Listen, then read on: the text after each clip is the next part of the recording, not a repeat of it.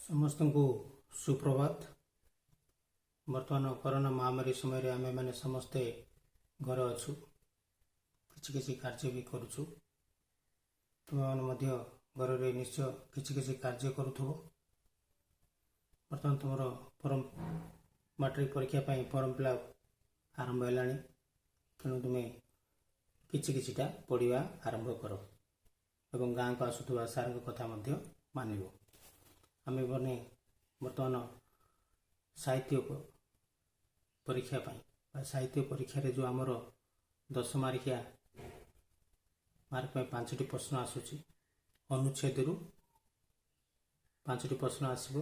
अनुच्छेद को पढ़िबा, बुझिबा और निज भाषा रे 5टी प्रश्न उत्तर देबा और 10 रु 10 नंबर पाइबा से क्वेश्चन रे आमर साहित्य प्रश्न रे एपरि गोटे प्रश्न आसुची।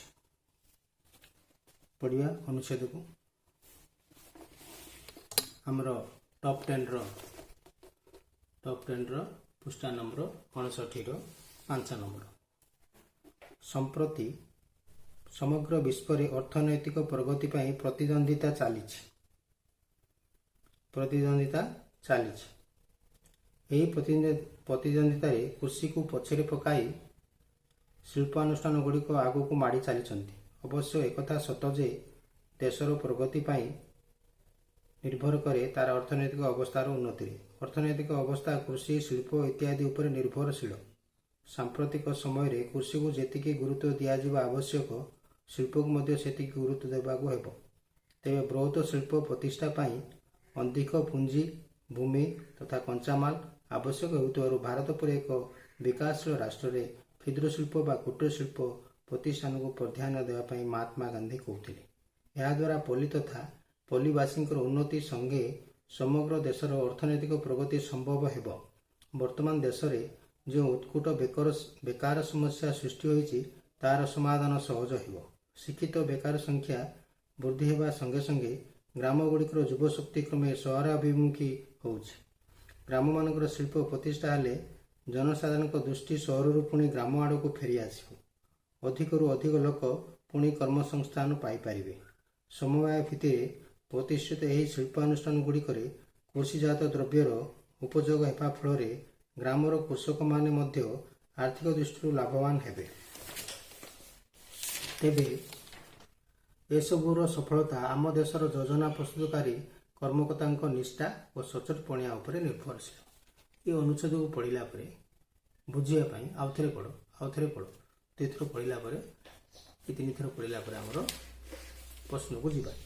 एठारे कौन कहूँ सी आमर सारा विश्व रे अर्थनैतिक प्रगति पाई प्रतिद्वंदिता चली। बोले सब देश मानक मध्य अर्थनैतिक उन्नति पाई अर्थनैतिक उन्नति पाई प्रतिद्वंदिता चली। यही प्रतिद्वंदिता को कृषि को पछरे पकाय शिल्प गुड़िक आगे होउची आगु को माड़ी चली।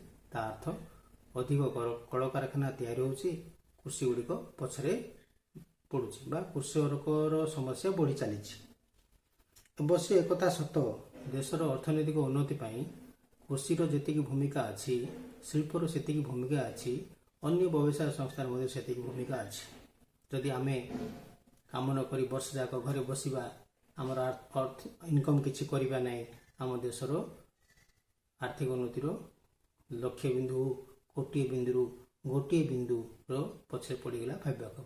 तेणु सब लोक काम कले का देशर आर्थिक उन्नति हम। अर्थनैतिक अवस्था कृषि और शिल्प उपर निर्भर करुछि। सहित शिल्प को जी गुरुत्व देवा आवश्यक, आमर कृषि को मध्य से गुरुत्व देवा आवश्यक। बिना कृषि रे मध्य आर्थिक उन्नति हेब नाही। बृहत शिल्प प्रतिष्ठा पाई जिनते आमर अधिक भूमि दरकार, अधिक कच्चामाल दरकार आम देश समस्या। कारण आम देश जनसंख्या बहुल होइथिबारु कुटीर शिल्प, क्षुद्र शिल्प ग्रामांचल रे गड़ी उठिले ग्रामांचल बेकारी युवक संख्या कमिबो एवं लोकंकर आर्थिक उन्नति हेब। लोकंकर आर्थिक उन्नति हेले देशर आर्थिक उन्नति हेब। तेणु बृहत शिल्प प्रतिष्ठा पाई आम देश पाई समस्या बोली महात्मा गांधी अनुभव करते। महात्मा गांधी ମଧ୍ୟ ଅନୁଭବ କରିଥିଲେ ଦେଶରେ କୁଟୀର ଶିଳ୍ପ କ୍ଷୁଦ୍ର ଶିଳ୍ପ ଉନ୍ନତିରେ ଆମର ଆର୍ଥନୈତିକ ଉନ୍ନତି ହେବ। ତା ସହିତ ପଲ୍ଲୀ ତଥା ପଲ୍ଲୀବାସୀଙ୍କ ଲୋକଙ୍କ ଉନ୍ନତି ପାଇଁ ଆମେ ସମ୍ଭବ ଏ ଦ୍ୱାରା ହିଁ ହେବ। ବେକାର ସମସ୍ୟା ବି କମିବ ଏବଂ ଗାଁର ଯେଉଁ ଯୁବକ ସହରକୁ ଯାଉଛି ତାର ମଧ୍ୟ ପ୍ରଭାବ କିଛିଟା କମିବ। ଯଦି ଗ୍ରାମାଞ୍ଚଳରେ ଶିଳ୍ପ ପ୍ରତିଷ୍ଠା ହେବ ଗାଁର ଲୋକ ଆଉ ସହରକୁ ଯିବେନି, ସହରରୁ ନିଶ୍ଚୟ ଫେରିବେ। ତା ସହିତ ସମବାୟ ଭିତ୍ତିକ ପ୍ରତିଷ୍ଠିତ ସଂସ୍ଥା ଶିଳ୍ପ ସଂସ୍ଥା ଯଦି ଗଢ଼ି ଉଠିବ ସେମାନଙ୍କର ଉଦ୍ଦେଶ୍ୟ ହେଲା ଗ୍ରାମାଞ୍ଚଳରେ ସୃଷ୍ଟି ହେଉଥିବା ଶସ୍ୟ ବା କୃଷକ ଅମଳ କରୁଥିବା ଶସ୍ୟକୁ ସେମାନେ କିଣି ବିଭିନ୍ନ ଉତ୍ପାଦନ ସାମଗ୍ରୀ ସୃଷ୍ଟି କରିପାରିଲେ କୃଷକର ସମସ୍ୟା ସମାଧାନ ହେବ, କୃଷକ ମଧ୍ୟ ଦୁଇ ପଇସା ପାଇବ, ଶିଳ୍ପ ସଂସ୍ଥା ବି ଗଢ଼ି ଉଠିବ, ସମବାୟ ଭିତ୍ତିକ ସଂସ୍ଥା ଶିଳ୍ପରେ ବିଭିନ୍ନ ଲୋକ ରୋଜଗାରକ୍ଷମ ହେବେ ଏବଂ ଆର୍ଥିକ ଉନ୍ନତି ଦେଶର ହେବ। ତା ସହିତ ଏସବୁର ସଫଳତା ପାଇଁ ଯେଉଁ ଗୋଷ୍ଠୀ ଏସବୁ ଯୋଜନା ତିଆରି କରୁଛି ସେମାନଙ୍କର ମନରେ ସଚୋଟ ରହିବା ଆବଶ୍ୟକ, ନିଷ୍ଠାପର ରହିବା ଆବଶ୍ୟକ, ନଚେତ୍ ଏହା ସମ୍ଭବ ନୁହେଁ। ଏମିତି ବୁଝିବା ପାଇଁ ଆମେ ଥରେ କିମ୍ବା ଦୁଇଥର କିମ୍ବା ତିନିଥର ବା ପ୍ରଶ୍ନ ପଢ଼ି ସାରିଲା ପରେ ମଧ୍ୟ ଆଉ ଥରେ ପାରାଗ୍ରାଫର ଅଳ୍ପ 2 ଲାଇନ୍ 3 ଲାଇନ୍ ପଢ଼ିକିରି ନିଜ ଭାଷାରେ ପ୍ରଶ୍ନର ଉତ୍ତର ଦେବା ପାଇଁ ଚେଷ୍ଟା କରିବା। ଦେଶର ପ୍ରଗତି କେଉଁ କେଉଁ ଉପାଦାନ ଉପରେ ନିର୍ଭରଶୀଳ? ଦେଶର ପ୍ରଗତି କ'ଣ ପାଇଁ ନିର୍ଭରଶୀଳ? ଦେଶର ପ୍ରଗତି କୃଷି ଓ ଶିଳ୍ପର ଅର୍ଥନୈତିକ ଅବସ୍ଥା ଉପରେ ନିର୍ଭରଶୀଳ ବା ଦେଶର ପ୍ରଗତି ପାଇଁ କୃଷି ଓ ଶିଳ୍ପର ଅର୍ଥନୈତିକ ଅବସ୍ଥା ମୁଖ୍ୟ ଭୂମିକା ନିଭାଏ ବା ଏହି ଉପାଦାନ ଉପରେ ନିର୍ଭର କରେ। ଏପରି ଭାବରେ ଆମେ ଲେଖିପାରିବା।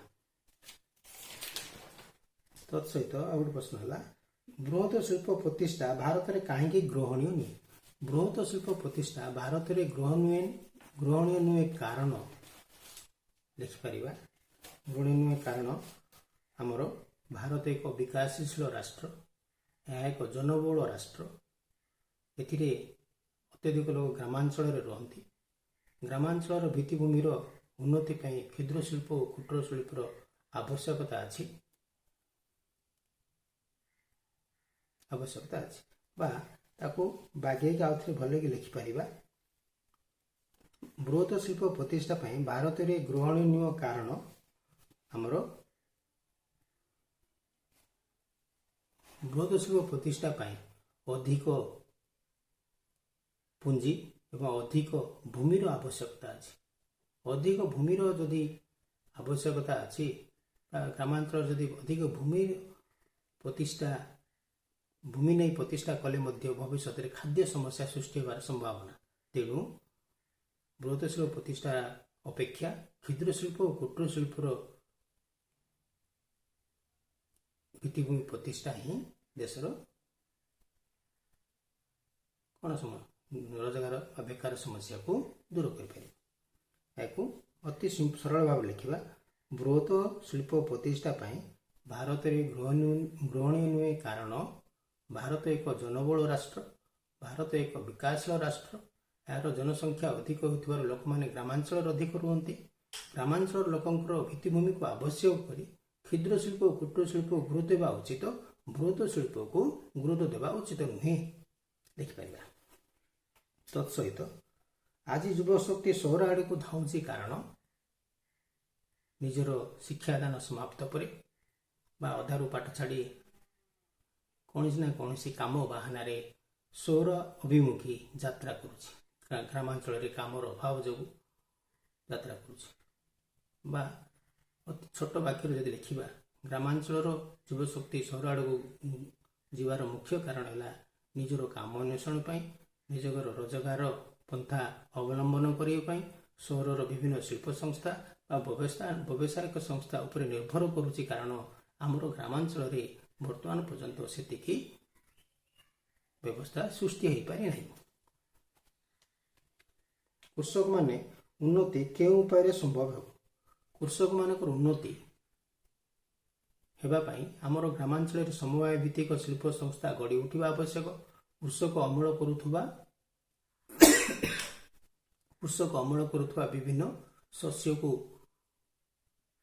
ଅତି ସରକାରଙ୍କ ଦ୍ୱାରା ନିର୍ଦ୍ଧାରିତ ଦରରେ ସେମାନେ କିଣି ସେଥିରୁ ଆବଶ୍ୟକ ହେଉଥିବା ଜିନିଷ ସେମାନେ ତିଆରି କରିପାରିବେ। ଅର୍ଥାତ୍ ତାକୁ ଆହୁରି ସରଳ କରି ଲେଖିବା ଯଦି କୃଷକମାନଙ୍କର ଉନ୍ନତି ସମ୍ଭବ ହେବ ଯେତେବେଳେ ଗ୍ରାମାଞ୍ଚଳରେ ସମବାୟ ଭିତ୍ତିକ ଶିଳ୍ପ ସଂସ୍ଥା ଗଢ଼ି ଉଠିବ। କୃଷକର ଅମଳ ହେଉଥିବା ଶସ୍ୟ ଗୁଡ଼ିକୁ ସେମାନେ ଠିକ୍ ଦରରେ କିଣିପାରିବେ। ଫଳରେ କୃଷକ ମଧ୍ୟ ଲାଭବାନ ହେବ ଏବଂ ଶିଳ୍ପ ସଂସ୍ଥା ସେହି କଞ୍ଚାମାଲ କିଣି ବା କୃଷକର ସେ ଅମଳ ଜିନିଷ କିଣି ବିଭିନ୍ନ ସାମଗ୍ରୀ ତିଆରି କରି ବଜାରରେ ବିକ୍ରି କରିପାରିବ। ସକଳ ସମସ୍ୟାର ସମାଧାନ ସଫଳତା କାହା ଉପରେ ନିର୍ଭର କରେ? ସକଳ ସମସ୍ୟାର ସମାଧାନ ସଚ୍ଚୋଟତା ଏବଂ ନିଷ୍ଠା ଉପରେ ନିର୍ଭର କରେ। ସଚ୍ଚୋଟ ଏବଂ ନିଷ୍ଠା ଉପରେ କାହାର ସଚ୍ଚୋଟ ଦରକାର? ଯେଉଁମାନେ ଯୋଜନା ପ୍ରସ୍ତୁତ କରୁଛନ୍ତି ସେମାନଙ୍କର ସଚ୍ଚୋଟତା ଏବଂ ନିଷ୍ଠା ନିହାତି ଆବଶ୍ୟକ। ଏପରି ଭାବରେ ପ୍ରଶ୍ନକୁ ଅତି ବୁଝିବ, ପଢ଼ିବ ଏବଂ ଭାଷା ଦେଇକରି ନିଜ ମନୋଭାବ ପ୍ରକାଶ କରିକରି 25ଟି ଶବ୍ଦ ମଧ୍ୟରେ ଲେଖିବା ପାଇଁ ଚେଷ୍ଟା କରିବ। ତେବେ 10ରୁ 10 ପାଇବା। ଧନ୍ୟବାଦ।